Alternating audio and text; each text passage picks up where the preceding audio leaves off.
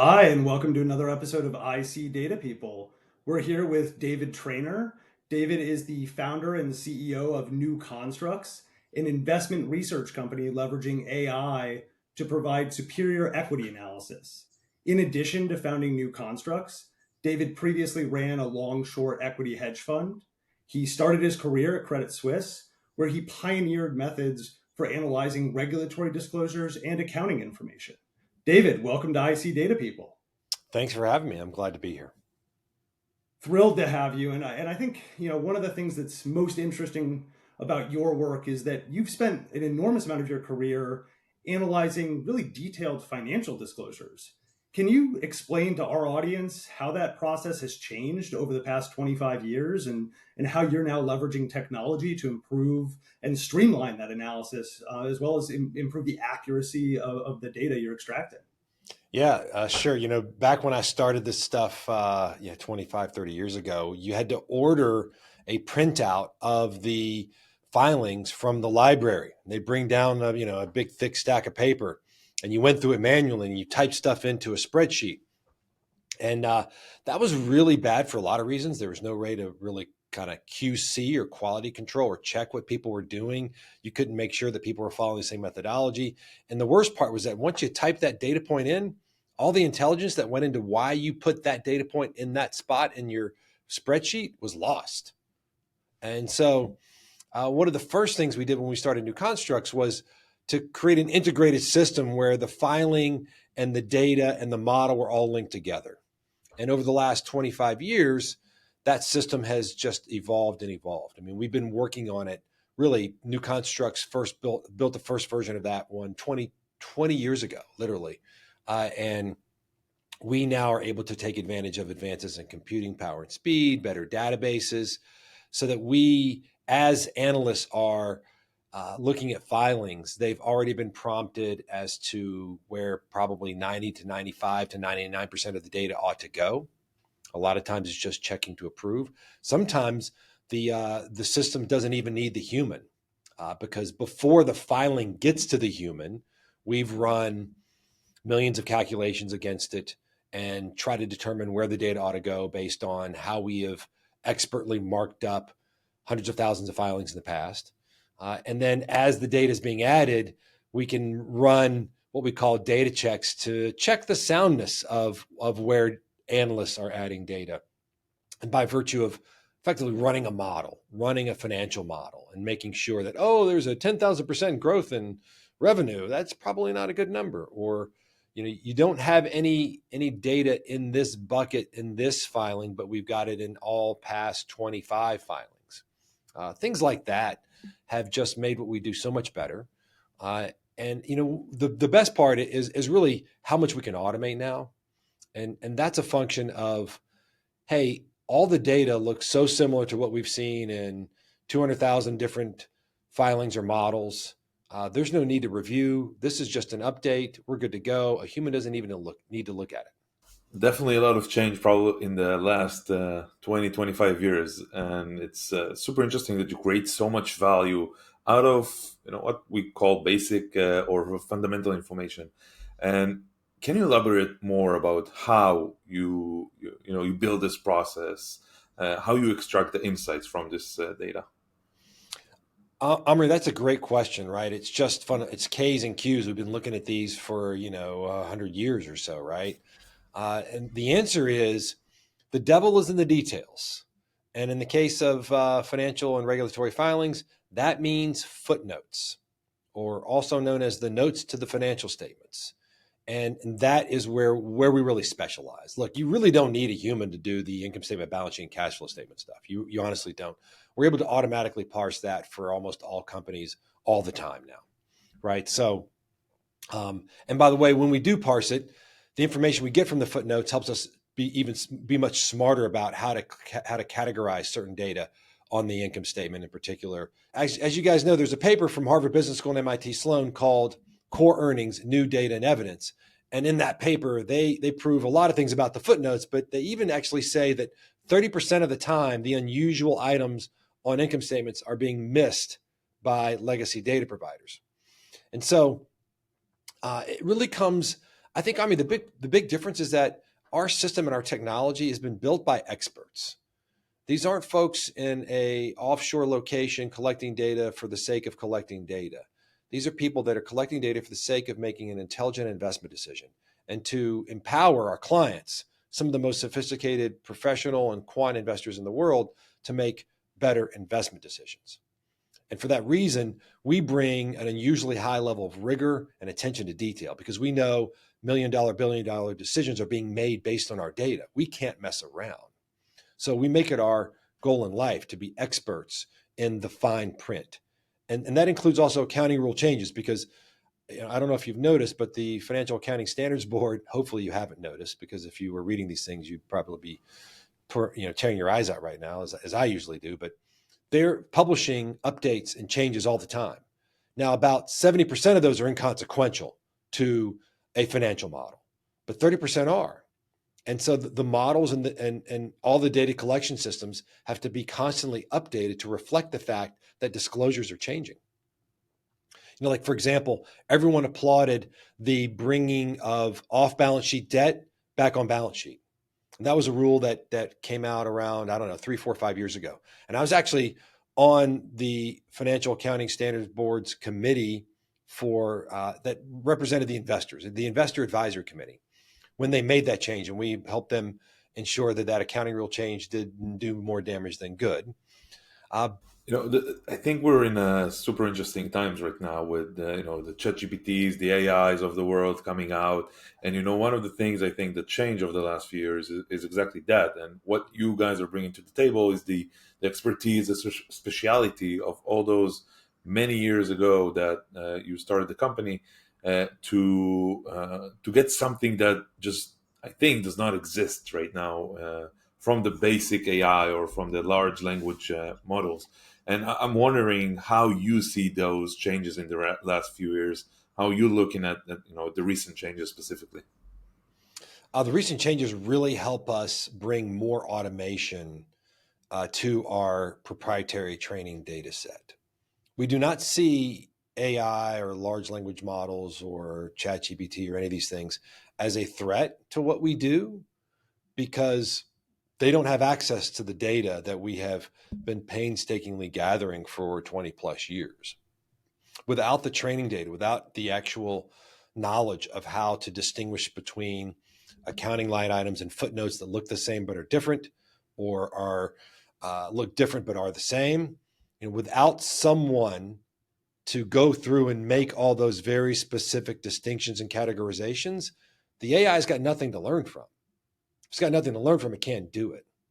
And if anything, the distinguishing element of what it is we do that no one else does is the intelligent classification of the accounting data.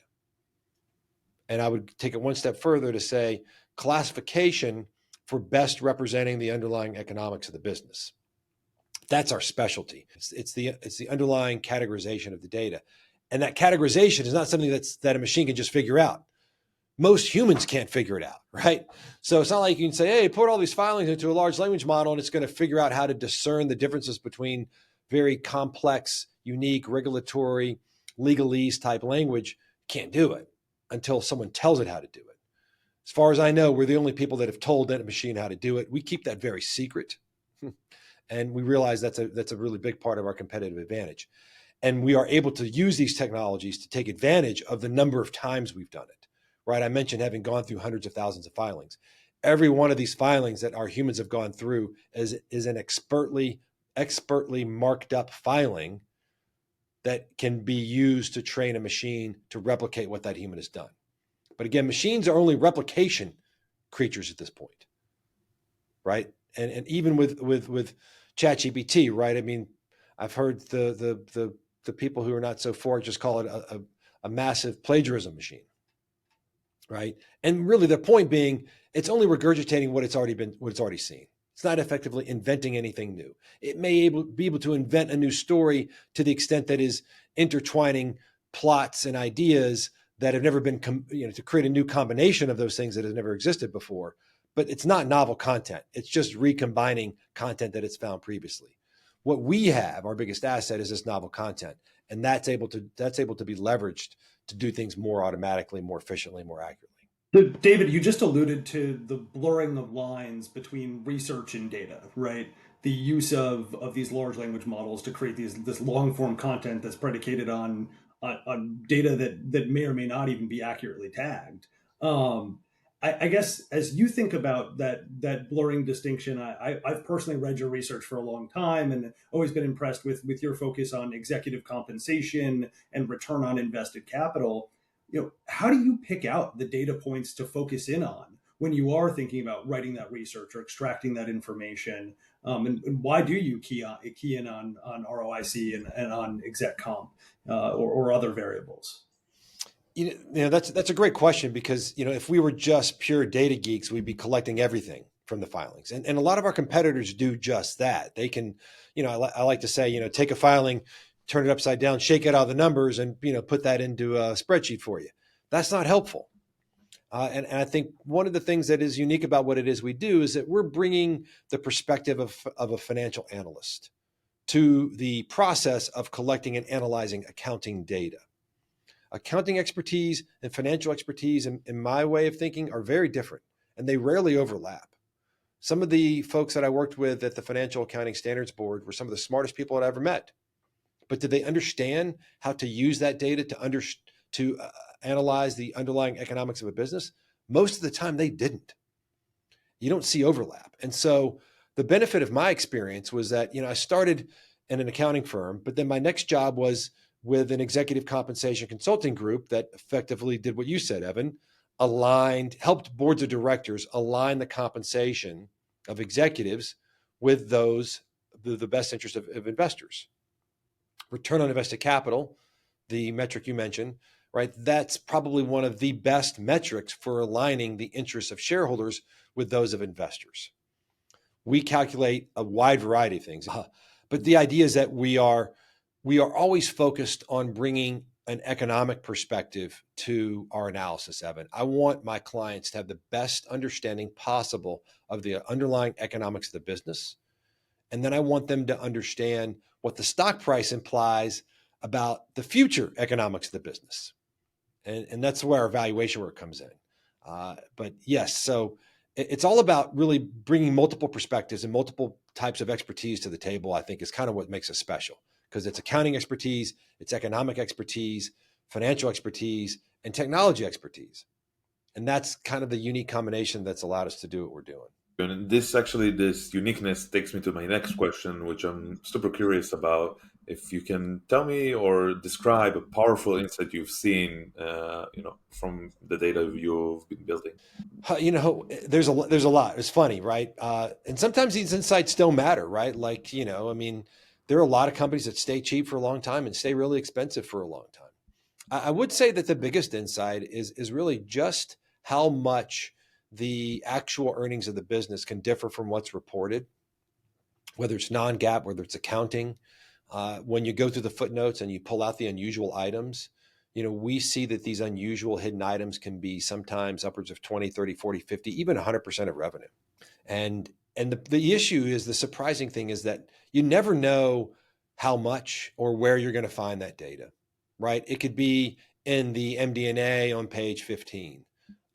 It could be on the income statement, or it could be on page 794. And the problem with what we do, and the benefit of our technology, but the real problem with trying to do what we do is that, if you got a 2,000 page filing, and there are some 2,000 page filings, you really got to look at every page, because you never know what you're going to find if you skip one, or you never know what you're going to miss if you skip one. And so that's why the technology is so important. Because I'll tell you, when I was doing this work manually, I was like, I can't be doing this for much longer. And I'll tell you, all my colleagues on Wall Street, they might read a couple of Ks or Qs over their career, but they're like, no more of that. And that's part of the reason I started New Constructs, because I felt like without this technology, no one would do it. I certainly couldn't do it myself. I didn't want to do it myself, but the technology is really necessary, honestly, for the markets to get access to the truth about profitability and valuation. And right now, the studies show that the markets do not impound the footnotes data. A recent study on a portfolio management study using our data shows that it doesn't, our data doesn't really get impounded by the market for over 20 trading days. So that means you can use our signal and combine it with others, or you can do additional research, but it takes over 20 trading days before the footnotes data gets impounded by the market. So, David, in your data extraction, you've found some pretty interesting things over the years, and I've known you for about a decade now, and I know you're not one to shy away from a controversial opinion or two. So, I'm curious what you think your most controversial opinion is, and what data backs up that opinion. I think probably the one we're best known for is Tesla. And Tesla overstates profits with the regulatory credits. And then, a lot of, I think, cheating in the cost of goods sold. There's some unusual gains that get baked into there and things like that. But really, that one's about valuation. And it's kind of obvious. And that's, everybody knows that. But one of the things I love about the valuation work that we can do is when you're doing it through the lens of a reverse discounted cash flow model, you can be very specific. Like I can tell you that in order to justify $250 a share, Tesla's got to be selling upwards of 35 million cars a year by 2032, right? And I believe that the entire electric vehicle market is projected to be maybe 28 million cars by 2032. So Tesla's going to have over 100% market share. And that's just simple math. And that's assuming that they're selling at an average selling price at around, I think, the average new car price or something, which is quite far below where Tesla is now. So it assumes they achieve economies of scale. And it assumes, though, that they have a drastic improvement in market share. And it's analysis like that that's really nice to fold on top of having the truth about profitability. I don't think people should perform valuation analysis until they're sure they really understand the truth about the current business. Because if you have a misguided sense of the profitability of the business today, how can you be in a position to have an opinion about the profitability of the future tomorrow or in any point? And so we think what we do is extremely important to the markets and to all investors. And you can't really do valuation without it. This has been great, but just before we finish, I want to ask you, what do you expect the biggest change to be in the next 5 years? Oh, wow. I think the biggest change in the data world is probably going to be the packaging and possibly even like the democratization of access to all of these new factors that we're seeing exploited in a very private and sort of almost asymmetrical way by big funds. And I think eventually a lot of that stuff's going to leak out. That's sort of my mission with new constructs, is to basically democratize access to the footnote factor so that more people have access to really just reliable fundamental research. I think a lot of what we've seen in terms of grift in the markets, and I think the grift is big. I think stories and stocks like Kava and Beyond Meat and Peloton and others, these are grift stories. That grift happens because so many unsuspecting, self-directed investors buy into these Wall Street narratives because guess what? They don't have a choice. Where else are they going to get data? They're led to believe their whole lives that, the Morgan Stanleys and Goldman Sachs of the world, they're super smart. They know what they're doing, right? And anyone who's been in the business for a while just knows how conflicted, to say the least, the sell side narratives are. And so I think it's just better for our markets, better for our world, better for society, if there is a source of reliable fundamental research. And I'm hoping in the next 5 years that will now be sort of table stakes, that everyone will say, we don't have to look at 5 different versions of earnings, non-GAAP, street earnings, reported earnings, core earnings, S&P's operating earnings. There's one version of the truth, and we can trust that we have the right version, and therefore make more intelligent decisions, and most importantly, not fall prey to these narratives that are meant to effectively grift money from self-directed retail investors into the pockets of the Wall Street guys. David, this was great. Thank you so much for being a guest on IC Data People. My pleasure to be here. I really appreciate it. I'd be happy to come back anytime.